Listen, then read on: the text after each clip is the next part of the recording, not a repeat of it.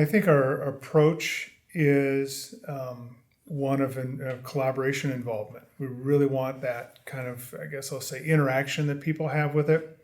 We don't want people to, as I mentioned before, just to, go away and see you at the end kind of a thing.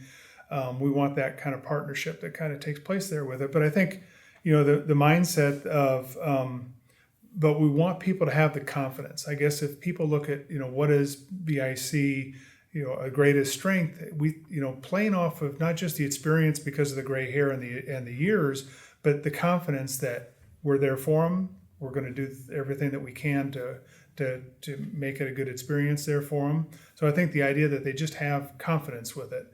You walk into a room not arrogant necessarily about what's taking place, but it's, okay, I have this covered. I have this understood. Let's have this conversation about how we work through the issue or how excited we can be for the results that might have came off of something that just was planned months in advance, and all of a sudden here it is magically happening and occurring. It feels like magic sometimes. I think many times, I personally, I've always been a lot of pride with regard to being a good project manager on a construction site, where the best project manager I could be for the superintendent was having everything laid out so that basically he showed up in the morning and he was able to implement the plans that were made. So how do I think ahead? How do I have those things ready for them? How do I make it successful for them? I'm only as successful as the weakest link that I've got in the team.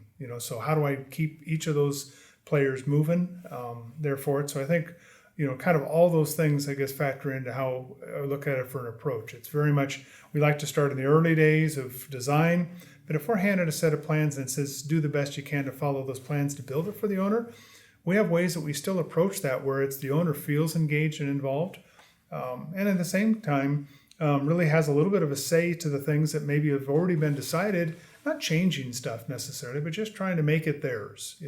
How do we continue to make it theirs? And they're going to live in it.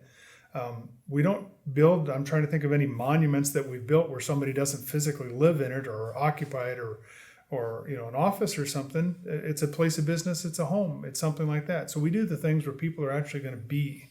So when they're in there and they're sitting in their living room and they're looking at the wall and they're going, wow, I wish that wall would have been X. We work through those things beforehand because we know that's where they're going to live or where they're going to work or play. So